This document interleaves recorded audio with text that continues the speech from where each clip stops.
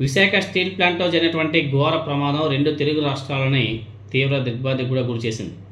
అయితే ఇటువంటి సంక్షోభ సమయంలో బాధితులను పరామర్శించేందుకు వెళ్ళేటువంటి మంత్రి నారా లోకేష్ గారు, అదేవిధంగా పవన్ కళ్యాణ్ గారు వ్యవహరించినటువంటి వ్యవహార శైలి, వాళ్ళు మాట్లాడే తీరు ఇప్పుడు రాజకీయంగా ఒక పెద్ద చర్చకు కూడా దారితీసింది.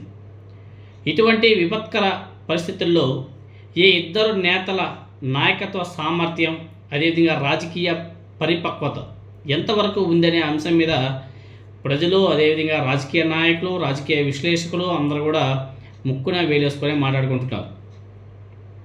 ఒక ప్రభుత్వ ప్రతినిధిగా బాధ్యతాయుతమైనటువంటి మంత్రి పదవిలో ఉండి బాధితులకు న్యాయం చేయాలని డిమాండ్ చేసిన వామపక్షాలు, అదేవిధంగా కార్మిక సంఘాల నేతల మీద నారా లోకేష్ ప్రవర్తించినటువంటి తీరు ఇప్పుడు రాష్ట్ర వ్యాప్తంగా చర్చాంశమైంది.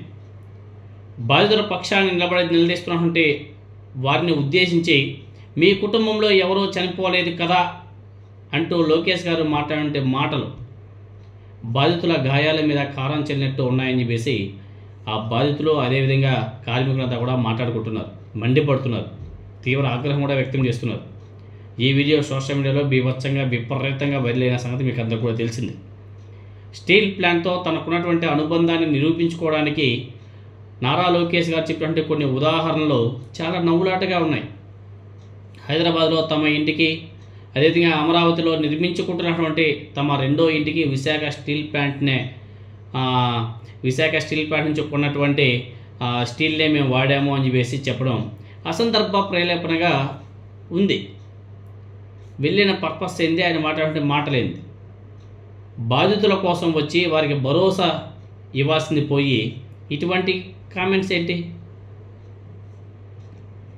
కాబట్టి ముఖ్యమంత్రి పీఠం కోసం నారా లోకేష్ గారు అటు ఇంట్లోనూ ఇటు పార్టీలోనూ అంతర్గతంగా ఒత్తిడి తెస్తున్నారనే ప్రచారం జరుగుతున్నటువంటి తరుణంలో ఇలాంటి పెద్ద ప్రమాదాన్ని డీల్ చేయడంలో పూర్తిగా విఫలమయ్యారనే టాక్ అయితే గట్టిగా వినబడుతుంది. సొంత మీడియా సంస్థనే, అదేవిధంగా సొంత పార్టీ నాయకులే నారా లోకేష్ గారి మీద గుర్రుగా ఉన్నారు.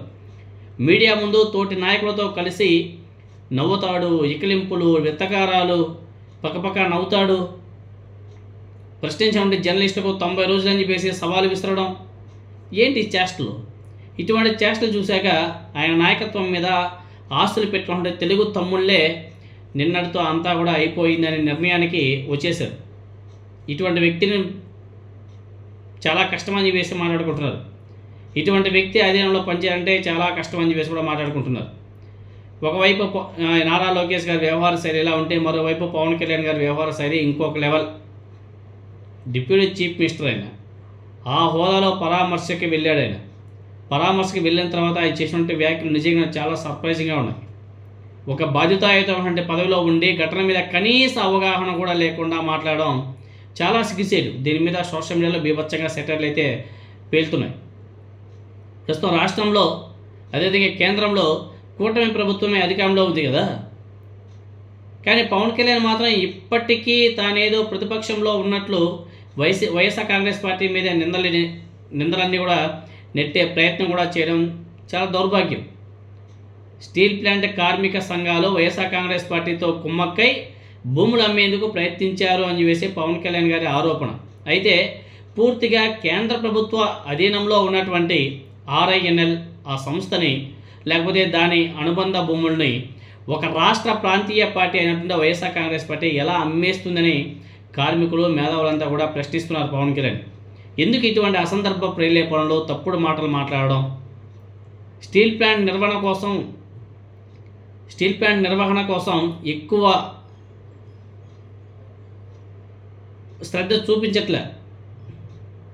అదేవిధంగా స్టీల్ ప్లాంట్ నిర్వహణ లోపం ఎక్కువగా ఉంది అని చెప్పేసి ఒక రిపోర్టర్ ప్రశ్నిస్తే పవన్ కళ్యాణ్ని నాకు అనుభవం లేదు, నాకేం తెలియదు, నాకంత ఎక్స్పీరియన్స్ లేదని చెప్పేసి సమాధానం ఇవ్వడం అంటే అది ఆయన యొక్క అవగాహన రాహిత్యాన్ని చాలా స్పష్టంగా చెప్తుంది. అంటే ప్రమాదం మీద బాధ్యత తీసుకోవాల్సి వచ్చేసరికి టీడీపీ, జనసేన కాకుండా అది ఎన్డీఏ అంటూ కేంద్ర ప్రభుత్వం వైపు వేలెత్తి చూపే ప్రయత్నాలు కూడా జరుగుతున్నాయి. ఇంకెక్కడైనా సరే లాభం వస్తుంది అనుకుంటే అక్కడ టీడీపీ జనసేన అని చెప్పేసి మాట్లాడుకుంటారు. అయితే ఫైనల్గా ఒకసారి మనం పరిశీలన చేస్తే విపత్కర పరిస్థితులు ఎదురైనప్పుడు అసలైన నాయకుడి సామర్థ్యం గుణం బయటపడతాయంటే ఇదిగో ఇవే. విశాఖ స్టీల్ ప్లాంట్ దుర్ఘటన విషయంలో లోకేష్ దుందుడుకు, అతని యొక్క వ్యవహార శైలి, ఆ స్వభావం, అదేవిధంగా పవన్ కళ్యాణ్ గారి అర్థం కాని మీడియా సమావేశం, ఈ ఇద్దరి నాయకుల రాజకీయ అపరిపక్వతకు స్పష్టంగా ఇవే ఎగ్జాంపుల్స్ అనేది కూడా చెప్పుకోవచ్చు. సో బాధితుల పట్ల మానవత్వంతో వ్యవహరించాల్సింది పోయి రాజకీయ విమర్శలకు ప్రాధాన్యత ఎక్కువ ఇవ్వడం చాలా దుర్మార్గం. దీని మీద సోషల్ మీడియాలో కూడా బీభత్సంగా సెటర్లు అయితే పేలుతున్నాయి.